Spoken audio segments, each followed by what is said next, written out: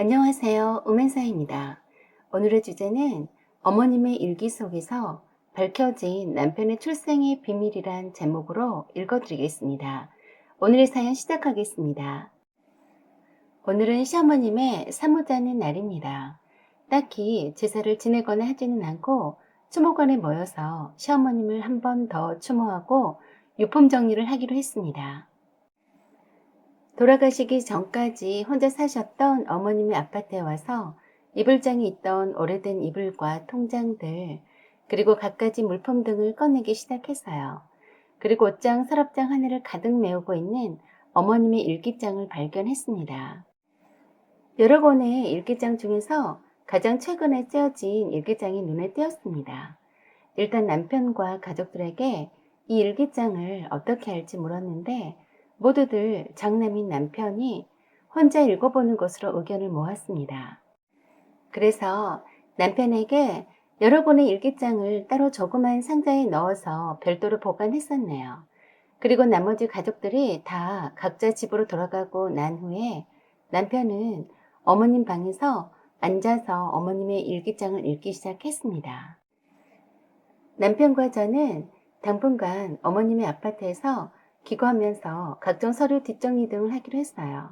남편이 어머님의 일기장을 읽은 지 한참이 지난 후에 눈이 뻘개져서 어머님 방에서 나왔습니다.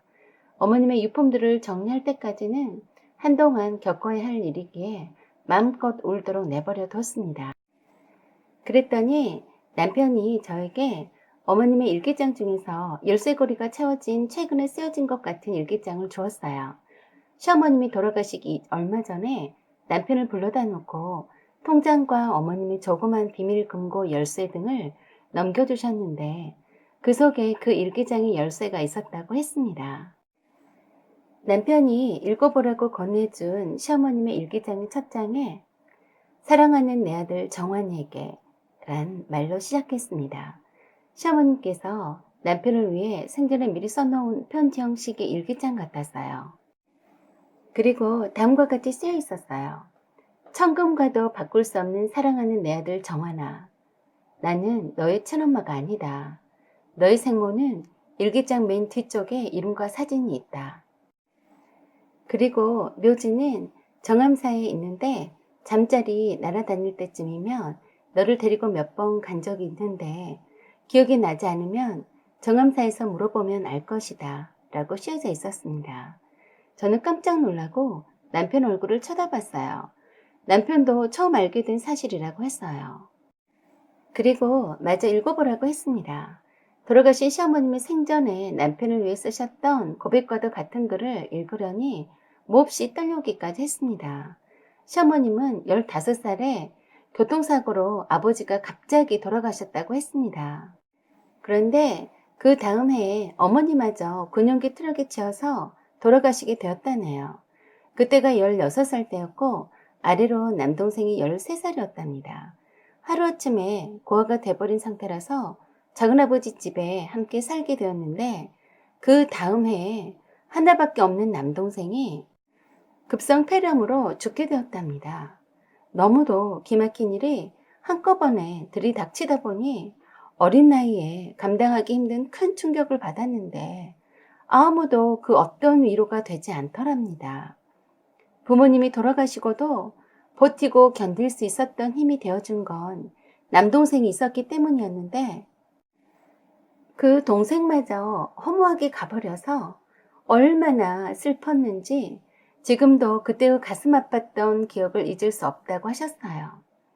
그래서 동생이 죽은 날부터 밥도 안 먹고 아무것도 안 하고 허공만 쳐다보고 멍하니 있었더니 작은아버지가 마지막 남은 조카마저 죽는 게 아닌가 싶어서 전보로도 가보고 무당집에도 가보고 하시다가 정암사에 있는 스님이 절에서 봉양하며 지내야만 살 수 있다고 하더랍니다.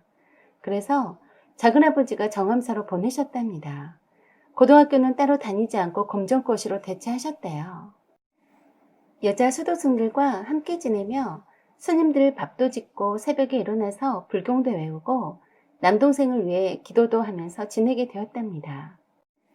그러면서 차츰 마음이 안정이 되었고 정암사에서의 생활이 익숙해져 갈 때쯤에 시아버님을 만나시게 되었답니다. 고시 공부하는 학생이었는데 비구니도 아니고 수도승도 아닌데 아직 젊은 어린 처녀가 정암사의 허드렛 일을 다 도맡아 사는 걸 보고서 많이 안쓰러워 하셨대요. 오며 가며 자주 보는 얼굴이라서 서로 친해져서 시어머님이 정암사에 들어오게 된 사연을 듣고서 매우 마음 아파했답니다. 그때부터 고시 공부하러 왔던 시아버님이 친동생처럼 시어머님을 챙겨줬고 시어머님도 친오빠처럼 대하면서 고시 공부를 잘 할 수 있도록 백일 기도까지 하면서 심적으로 많이 의지했답니다. 그렇게 수년이 지났는데 그렇게도 바라던 시아버님이 고시 1차를 합격하더니 드디어 2차도 합격해서 금이 환영하며 정암사를 떠나게 되어서 이제 또 떠나는구나 하고 얼마나 슬퍼서 많이도 울었는데 꼭 다시 찾아오마 하고 가셨답니다. 고시 합격한 시아버님이 가신 후 그해 겨울에 임산부가 한 분 찾아왔답니다. 그분이 바로 지금 남편의 생모이셨대요. 그때 당시만 해도 결혼도 하지 않은 여자가 출산한다는 것이 쉽게 용납되지 않은 시대라서 여자 수도승이 많은 곳이라 몰래 정암사에 와서 도움을 청했답니다. 정암사에 올 때부터 남편의 생모는 몸이 많이 약해 보였었는데 남편을 낳자마자 하혈을 멈추지 않아서 급히 병원에도 갔었지만 시름시름 앓았답니다. 그 사이 갓난쟁이 아기인 지금의 남편을 위해서 스님과 함께 마을을 찾아다니며 젖동량을 하러 다녔답니다. 어서 빨리 산모가 몸이 나아져서 아기가 배부르게 젖을 잘 먹을 수 있기를 바랬었는데 결국 얼마 지나지 않아서 죽었답니다. 그날도 얼마나 슬펐는지 엉엉 울었다고 했습니다. 남아있는 아기 때문에 슬퍼서 울었다고 하셨어요. 아기가 자기 처지와 비슷한 것 같기도 하고 엄마 젖도 제대로 먹어보지도 못하고 이별하는 아기가 너무 불쌍했답니다. 다른 여자 스님들과 함께 열심히 젖돈량을 해가며 금이야 오기하며 귀하게 키우는데 스님들의 도움이 컸다고 했습니다. 그러면서 아기를 잘 키우게 해달라고 매일 기도를 올렸다고 했습니다. 그렇게 정신없는 나날을 보내고 있던 어느 날인가 정암사로 시아버님이 찾아왔답니다. 어린 처녀가 남의 아기를 키우느라 동분서주하는 걸 보면서 기가 막혀 하셨대요. 어찌나 그 어린 처녀가 아기를 애지중지하며 친자식 이상으로 애태우면서 키우는 걸 보고서는 감동받았다고 했습니다. 그러면서 한 번씩 올 때마다 아기를 함께 돌보곤 하면서 애틋한 감정이 싹트기 시작했답니다. 당시 시아버님은 정암사에 있는 아기를 돌보고 있는 시어머님이 마음이 많이 쓰이곤 해서 하루가 멀다 하고 찾아오곤 하셨대요. 그러다가 시어머님과 결혼을 결심하게 되셨다는데 고아에다가 남의 아기까지 키우고 있는 처자를 좋아할 시부모들은 없는 게 뻔한지라 한 가지 묘안을 생각해냈답니다. 다름이 아니라 아기를 친자식이라고 거짓말하고 시어머님과 결혼을 강행하셨답니다. 그러면서도 단 한 번도 남의 자식이라고 생각해 본 적도 없었고 친자식처럼 사랑하면서 키우노라고 말씀하셨습니다. 단 생모가 있었음을 알게 되었으니 사랑하는 아들을 낳아놓고도 편히 눈을 감지 못했을 불쌍한 생모를 위해서 묘소에 찾아가서 절을 하고 어머니라고 불러드리라고 했습니다. 사랑 많으신 우리 시어머님의 글을 읽자니 감동의 눈물이 저도 모르게 흘렀습니다. 장남이라고 다른 동생들보다 늘 먼저 챙기셨던 우리 어머님, 그동안 저희들에게 베풀었던 사랑과 은혜에 정말 감사드립니다. 일기장 맨 뒤쪽을 펼치니 남편의 생전의 생모 사진과 성함과 기일이 적어져 있었습니다. 내일은 시어머님의 말씀 따라 남편과 함께 정암사로 가서 남편의 생모 묘소 앞에서 절을 올려야겠습니다. 어머님의 일기장을 덮고 나서 남편에게 말했습니다. 자기는 참 복도 많아. 이렇게 훌륭하신 분을 어머님으로 두셨으니 말이야. 라고 말했더니 남편은 그렇다라고 하면서 고개를 끄덕였습니다. 뜻밖의 어머님의 일기장을 보고서 남편에게 생모가 따로 있었고 남편의 출생의 비밀을 알게 되었지만 변한 건 없습니다. 남편에겐 여전히 사랑하는 친어머니와 같은 분이신 우리 시어머님의 크신 사랑만 다시 한번 확인할 뿐이었습니다. 그 뒤로 시간을 내어서 저와 남편은 정엄사로 찾아갔습니다. 어머님의 일기장에 써진 대로 남편의 생모의 성함을 말씀드렸더니 바로 알아차리고 위패를 모신 곳으로 안내를 해주셨는데 매년마다 그 가족 되신 분들이 오셔서 기도를 하고 가신다고 했습니다. 그리고 정엄사 옆에 자그마하게 남편 생모의 묘소가 있었어요. 그래도 가족들이 한 번씩 오는 듯이 조화와 꽃다발들이 있었습니다. 준비한 음식을 간단히 올리고 남편과 함께 큰 절을 올렸습니다. 이제 묘소도 알았으니 매년 찾아뵙기로 했습니다.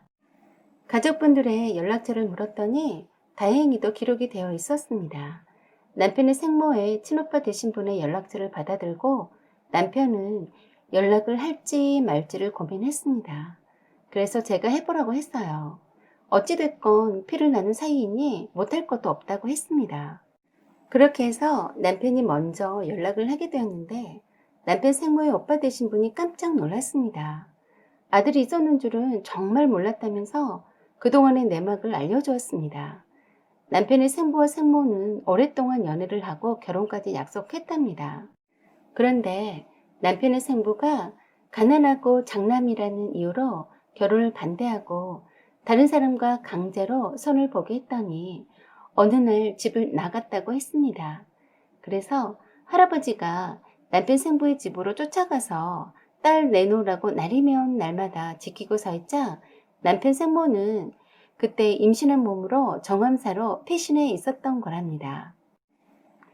그때 남편 생모는 아무한테도 연락하지 말고 숨겨달라고 해서 아무도 연락하지 않아서 남편 생모가 죽었을 때에야 비로소 가족들에게 연락을 했는데 아기 낳다가 죽은 줄도 몰랐고 그전에도 몸이 조금 약했던 터라 병들어 죽는 줄 알았답니다. 알아보니 남편 생부도 이미 돌아가신 뒤였습니다. 이번 기회에 남편 생모와 생부도 누구인지 알게 되었고 남편 생모에 대한 안타까운 사연도 알게 되어서 마음이 아팠습니다. 이젠 저에게는 어머님이 두 분 계시네요. 사랑하는 나의 시어머님과 남편의 생모이신 어머님 두 분 다 하늘나라에서 평안하시길 빕니다. 저희는 행복하게 잘 살다가 나중에 하늘나라에서 뵙겠습니다. 사연은 여기까지입니다. 여러분의 생각과 의견을 힘이 되는 댓글로 남겨주세요. 구독과 좋아요 그리고 알림 설정 부탁드려요. 좋은 날 되세요.